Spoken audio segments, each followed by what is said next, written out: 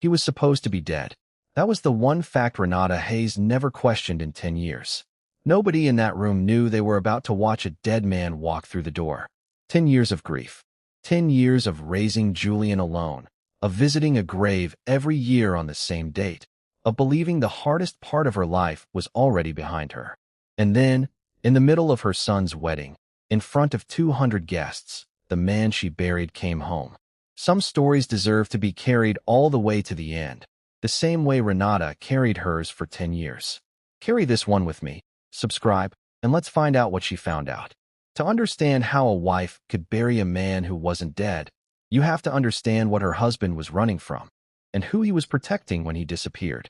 10 years ago, Elias Hayes was a devoted father, a steady husband, and a business partner who trusted the wrong man with everything he had built. What Renata did not know, what she could not have known, was that the accident that took her husband from her was never an accident at all. It was a choice, a desperate, calculated choice made by a man who believed the only way to keep his wife and teenage son alive was to let them believe he was gone. Somewhere across the country, under a different name, Elias had spent 10 years watching his son finish growing up through photographs he was never supposed to see, funding a life he was never allowed to be part of, waiting for the day it would finally be safe to come home. That day had arrived at the worst, or perhaps the best, possible moment: his son's wedding. Before any of it fell apart, Renata and Elias Hayes were the kind of couple people pointed to when they talked about what a good marriage looked like.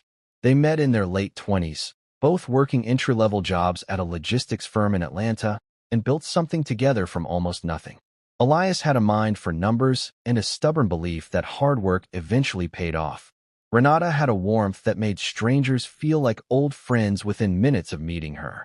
Together they saved, planned, and eventually opened a small accounting and logistics consulting firm with a college friend of Elias's named Franklin Reed. For years, the three of them built something they were proud of. Franklin became a fixture at family dinners, a man Renata trusted enough to leave alone with her son without a second thought.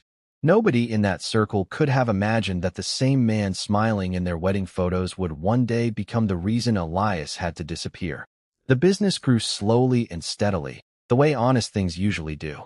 Elias handled the numbers with a precision that bordered on obsession, insisting on reviewing every account personally even after they could afford to hire more staff.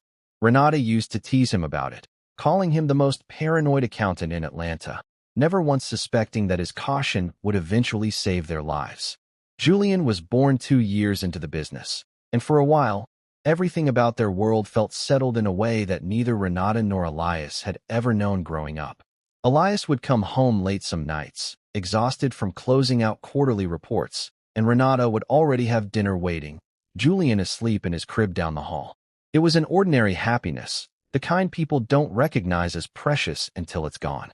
What Elias and Renata never fully understood, not until years later, was how differently Franklin experienced those same successful years.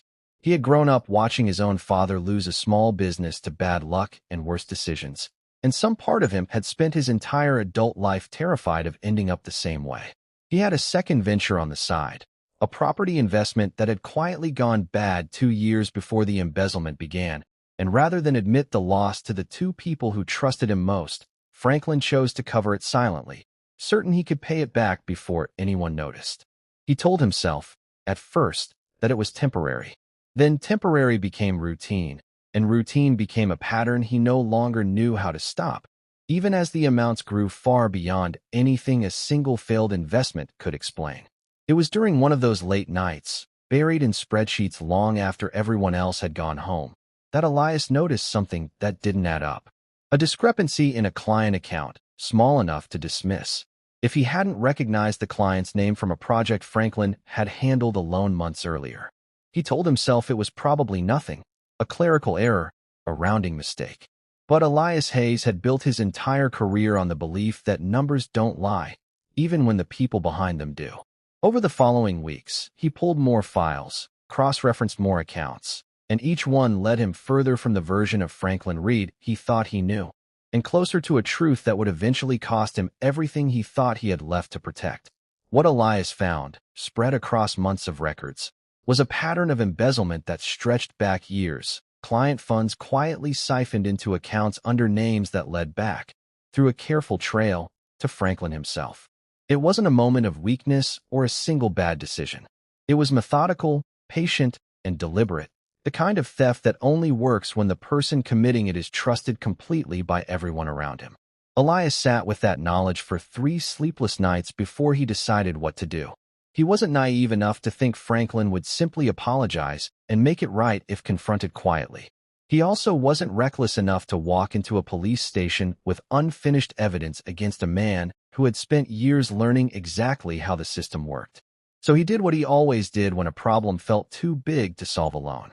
He started building a case, one document at a time, without saying a word to anyone, including Renata.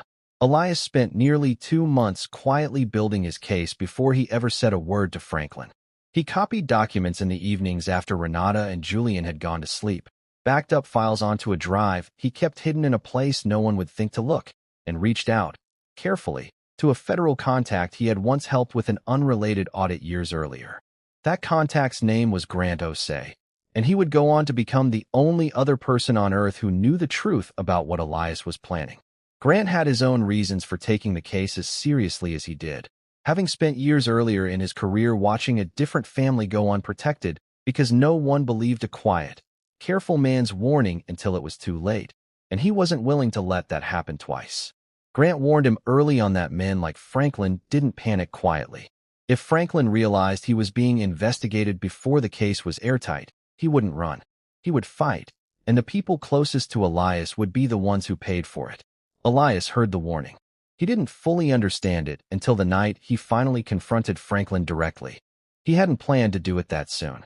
But Franklin had grown suspicious of Elias's late nights in the office, the questions he'd started asking about older client files, the sudden interest in accounts he hadn't touched in years.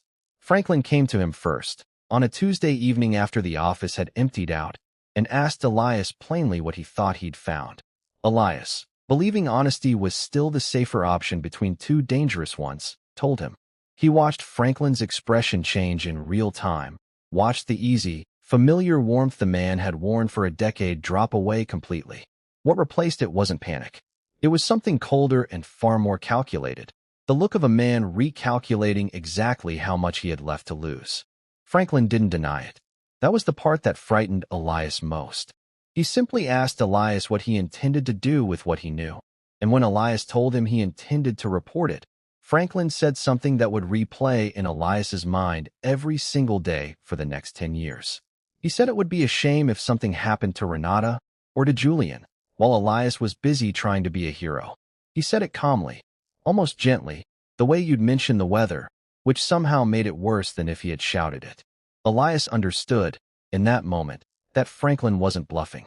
A man who could steal patiently from people who trusted him for years was a man capable of far more, if it meant protecting himself. Elias didn't sleep that night. He sat in his car outside their home for nearly an hour before he could bring himself to go inside, watching the porch light Renata always left on for him, running through every version of a plan that might keep his family safe. Going to the police immediately felt like handing Franklin a warning shot. Doing nothing meant living under a threat that would never fully go away. It was Grant Osei who eventually laid out the only option that gave Elias a real chance of protecting his family completely. Disappear long enough to finish building the case from a place Franklin couldn't reach, and let everyone, including Renata, believe he was gone. It was the only version of the plan where Franklin had no one left to threaten. Elias fought the idea for days. The thought of Renata grieving him, of Julian finishing high school and leaving for college and building a whole life believing his father was gone, felt like its own kind of cruelty, one he wasn't sure he could forgive himself for. But every other option Grant walked him through ended the same way, with Franklin realizing his family was still exposed, still reachable, still useful as leverage. Elias finally agreed on the condition that it would be temporary, that the moment the case was solid enough to end Franklin for good, he would come home and explain everything. He didn't know then that building an airtight case against a man as careful as Franklin Reed would take the better part of a decade. The accident was staged with Grant's help, along the same stretch of highway Elias drove every week for client meetings, timed and arranged so the story would hold up to any scrutiny Franklin might apply. Elias left behind a wife who believed she was now a widow, and a 15-year-old son who would remember every detail of his father's face for the rest of his life, without ever fully understanding why he had to. What he carried with him, into a new name and a new city, was the weight of every ordinary moment he was giving up, every school pickup, every birthday, every small, unremarkable evening he would now only witness from a distance, if he was allowed to witness it at all. Renata didn't know yet what she was carrying. But you do. Drop a comment and tell me what you think she'll do when she finally finds out. The first year without Elias was the hardest thing Renata had ever survived. She moved through the motions of grief the way people do when they have no other choice, planning a funeral for a body she was told was too damaged to view, accepting condolences from neighbors and coworkers, learning how to fall asleep in a bed that suddenly felt too large. Julian was 15, old enough to understand exactly what he had lost, old enough to remember his father's voice and the specific way he laughed, which made the grief in that house sharper, not softer. He grew quiet for a long time afterward, the way teenagers do when they don't yet have the words for what they're carrying. There was a particular evening, a few months after the funeral, when Renata found him sitting alone in the garage, still wearing his father's old work jacket, too big for him at 15, simply sitting in the driver's seat of a car that hadn't moved in weeks, not going anywhere, just needing to be somewhere that still smelled like him. She didn't say anything that night. She just climbed into the passenger seat beside her son, and they sat there together until it got dark. Franklin was there through all of it, the grieving business partner, the loyal family friend who checked in every week, who sat with Renata at the kitchen table and helped her sort through paperwork she was too heartbroken to face alone. She had no reason to suspect the comfort he offered was, in its own way, a kind of performance. Renata took over what remained of the business in the months that followed, restructuring it with Franklin as her primary partner, never once imagining that the man helping her rebuild was the same man responsible for tearing her life apart in the first place. She threw herself into work and into Julian, building a routine sturdy enough to hold the weight of raising a child alone. Denise, her older sister, became her closest support during those years, showing up on the hardest nights without needing to be asked, sitting with Julian for hours when he wouldn't talk to anyone else, so Renata could simply rest. Renata told herself, more than once, that she was lucky to have the support she had, never knowing that some of the ease in her life during those years wasn't luck at all. Roughly 2 years after the funeral, right around the time Julian was preparing college applications, an anonymous scholarship fund quietly began covering a significant portion of his tuition, structured through a trust Renata assumed was tied to Elias's old employer or some charitable program she'd forgotten signing up for. She never questioned it deeply enough to trace where it came from, grateful simply that one less thing stood between her son and the future she wanted for him. She could not have known that the fund was managed, indirectly and carefully, by a man living under a different name in a different state. Watching his son's acceptance letters and graduation photos arrive through a channel Grandose had helped him quietly establish, unable to attend a single ceremony in person, but unwilling to let his son grow up wanting for anything within his power to provide. Franklin, however, was not nearly as incurious as Renata about where that scholarship money had come from. 4 years after the funeral, a routine review of old client accounts brought him across the trust's paperwork by accident, filed under a name he didn't recognize, structured with the kind of careful, deliberate precision he remembered from exactly one person he had ever worked with, right down to a rounding convention in the disbursement schedule that Elias used to insist on and no one else at the firm had ever adopted. He couldn't prove anything from a folder of paperwork alone, but the unease it planted in him never fully went away. For nearly a year afterward, Franklin quietly hired a private investigator to look into the trust, telling himself he was simply being cautious, though the truth was closer to fear. Grandose caught wind of the inquiry before it went anywhere, and Elias, warned in time, went completely dark for 8 months, cutting off every channel of contact, delaying a payment, changing cities twice, until Franklin's investigator eventually gave up and reported the trail had gone cold. Renata noticed the gap in the scholarship disbursement that year and simply assumed a paperwork delay. She never learned how close the truth had come to surfacing, or how much it had cost Elias to disappear from his son's life a second time in order to stay hidden from the first. The years moved the way grief eventually does, not disappearing, but becoming something a person learns to carry without it crushing them completely. Renata watched Julian grow into a thoughtful, steady young man who asked, occasionally, what his father had been like.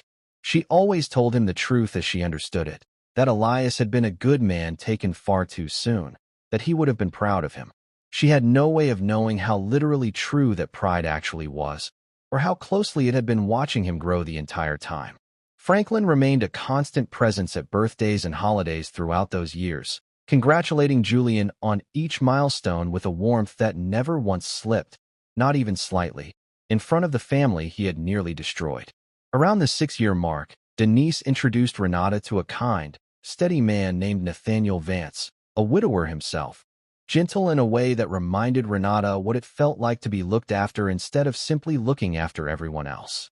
She let herself be courted slowly, carefully, telling herself that Elias would have wanted her to find some version of happiness rather than spend the rest of her life alone. Nathaniel took her to dinner on Thursdays, remembered how she liked her coffee, showed up early to fix things around the house without being asked, the small, unglamorous acts of care that Renata had almost forgotten what it felt like to receive. For nearly a year, it looked, to everyone around her, like she finally had moved forward. Even Julian, cautious at first the way sons often are, came to genuinely like him.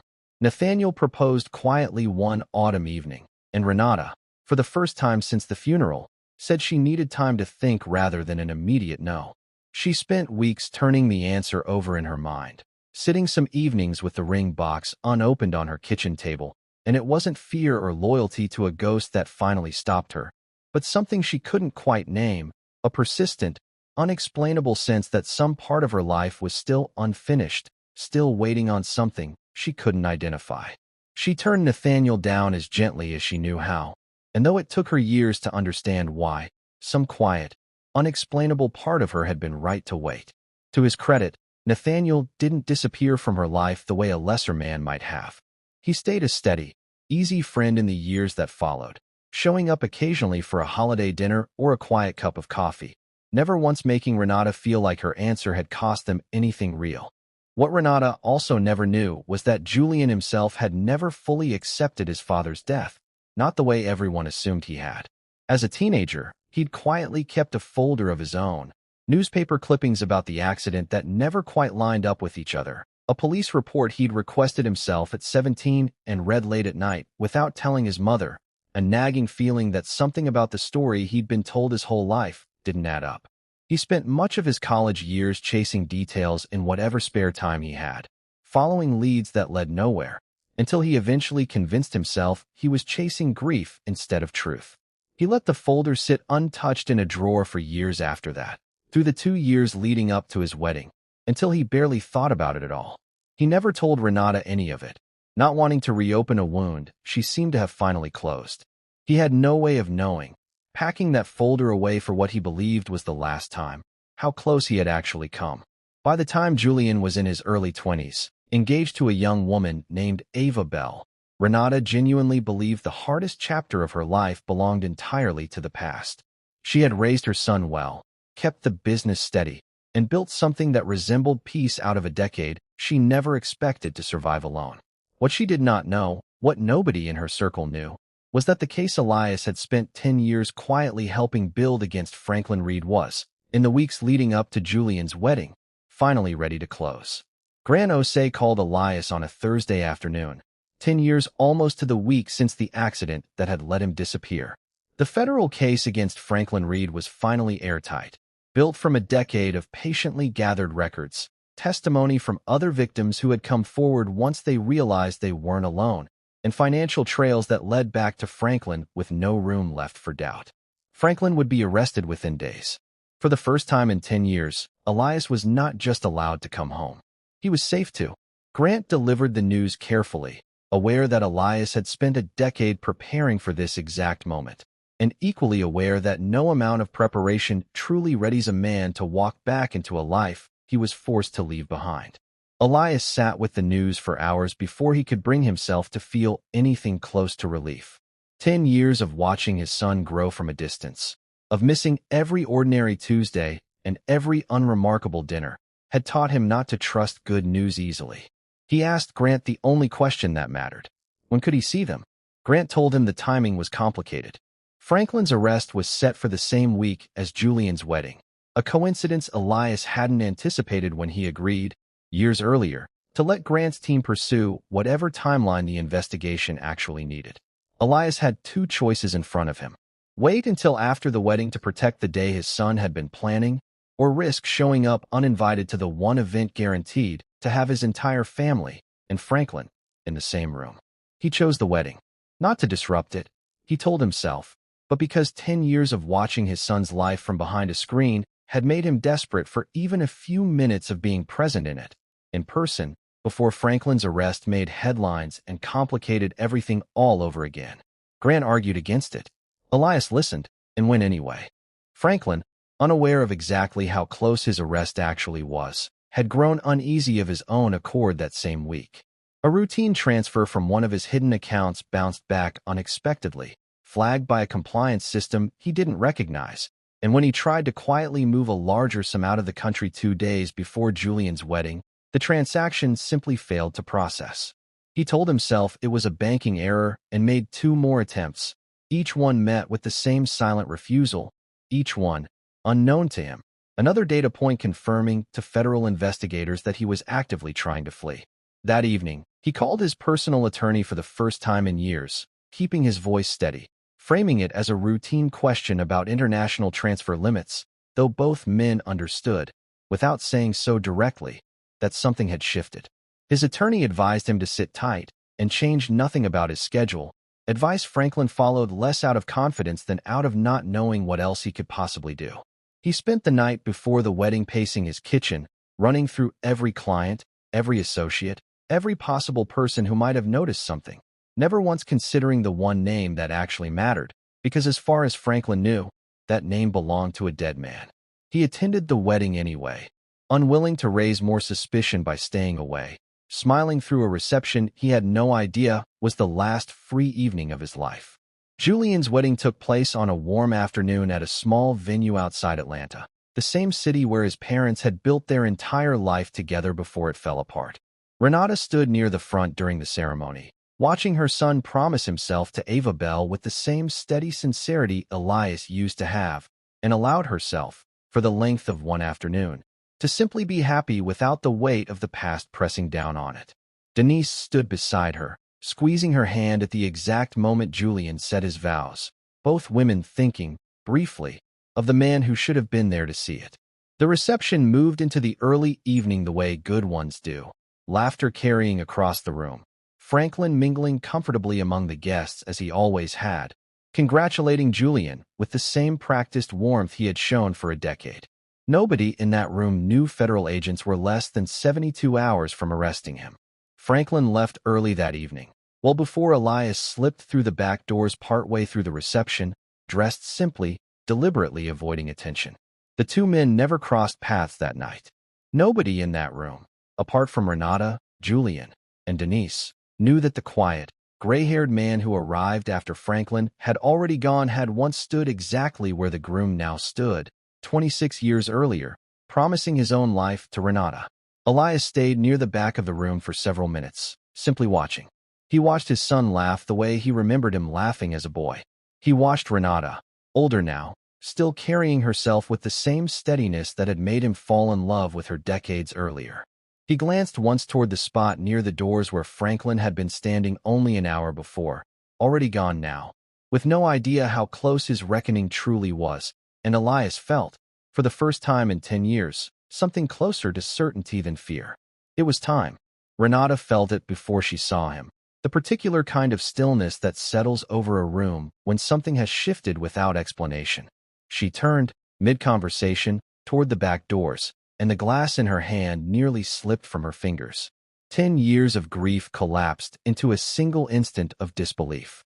The man standing there, older, quieter, unmistakably himself, was supposed to be buried in a cemetery she visited every single year on the same date. Julian saw his mother's face change first, followed her gaze, and went completely still. What followed was not the reunion either of them had imagined during 10 years of separately grieving different versions of the same loss. Renata didn't run to him. She stood frozen, staring, waiting for her mind to catch up to what her eyes were telling her, while Elias crossed the room slowly, giving her every opportunity to step back if she needed to. Julian moved before either of his parents did, closing the distance in a few quick strides, stopping just short of his father, searching his face for confirmation that this wasn't some cruel trick of memory or grief. He asked, quietly, if it was really him, and when Elias said his name back to him, just his name, nothing else, something in Julian's chest gave way all at once. Elias then turned to Renata, apologizing before he explained anything else, because he understood that no explanation would matter to either of them until they knew, without question, that he was sorry for every year he had taken from them. He told her he had rehearsed this moment 1,000 times in his head over 10 years, and none of those versions had prepared him for how small the words sounded once he was finally standing in front of her saying them. He told them everything, right there, in a corner of the reception hall away from the other guests.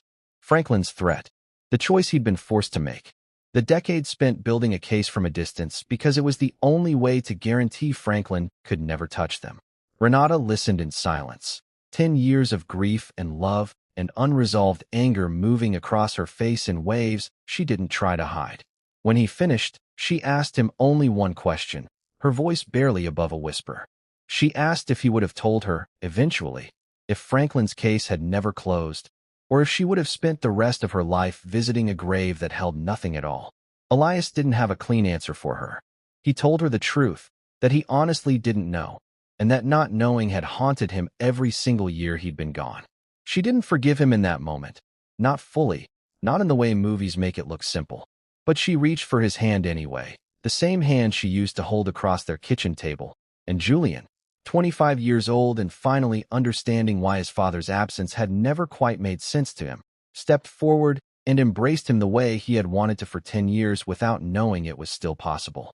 Ava stood a few feet away throughout it all, quietly holding Julian's suit jacket, giving the three of them room to be a family again before stepping in herself to be introduced to a father-in-law she never expected to meet on her wedding day. Later that night, alone in his childhood bedroom, Julian pulled the old folder out of his dresser drawer for the first time in 2 years, the clippings and the police report he'd once convinced himself meant nothing. He sat with it for a long time, understanding at last that the instinct he'd buried alongside his grief had been right all along. 3 days later, federal agents arrested Franklin Reed at his home, ending a case that had taken a decade to build and cost one family every ordinary year they should have had together. Franklin didn't learn the full truth until his attorney reviewed the case file against him, weeks later, and found Elias's name attached to statements and evidence dated across the entire 10 years he believed the man was dead. He sat with that discovery in silence for a long time, the realization settling over him slowly, that the quiet, cautious business partner he had threatened into disappearing had spent a decade patiently building the exact case that would end him. There was no dramatic outburst, no confrontation through glass in a courtroom hallway. Just a man finally understanding that the person he had underestimated most, the one he assumed would simply vanish and stay vanished, was the one who made sure he never got away with it. Renata watched the news coverage of the arrest quietly, feeling something she hadn't expected to feel toward the man who had once sat at her kitchen table pretending to grieve alongside her. Not rage, just a long, tired kind of relief. In the months that followed, Elias and Renata didn't rush back into the life they had lost. They took it slowly, the way you rebuild something after 10 years apart, one conversation and one shared dinner at a time, both of them aware that trust, once broken by circumstance rather than betrayal, still takes real time to repair. Renata told Elias about Nathaniel eventually, gently, and about the unexplainable feeling that had made her say no. Elias only nodded, quiet for a long moment, understanding better than anyone could have that some part of her had been waiting on him even when neither of them knew it yet. On a warm Saturday evening about 6 months after the wedding, Elias opened the doors of the modest house he'd finally settled into, string lights strung across the backyard, a table already crowded with food before the first guest had even arrived. Julian and Ava came first, Ava carrying a dish she'd insisted on making herself despite still being new to the family. Denise arrived not long after, already laughing before she was through the door, pulling Renata into the kitchen to help with something that didn't really need two people. Grand Ose showed up a little later than everyone else, still looking faintly like a man and used to being thanked, quietly proud of a case he'd spent a decade of his career protecting. Even Nathaniel came, at Renata's invitation, standing easily beside Elias by the grill for a while. Two men who might have once been strangers to each other's story-finding. Instead, an unexpected kind of respect. By the time the sun went down, the backyard was full of the kind of noise a house makes when it finally has everyone in it at once, plates passed hand to hand, old stories retold and laughed at again. Julian standing at the center of it with his arm around Ava, watching his mother and father move around the same space together for the first time in his adult life. Renata caught Elias's eye across the yard at one point and simply smiled. No words needed for either of them to understand what the moment meant. 10 years of an empty grave, of grief without a body, of raising a son and quietly waiting on an answer neither of them had somehow led back to exactly this, a yard full of the people who mattered most, together, for good. Not every story about loss ends in loss. Renata's didn't. If this one reached you, subscribe, and let's carry the next one together.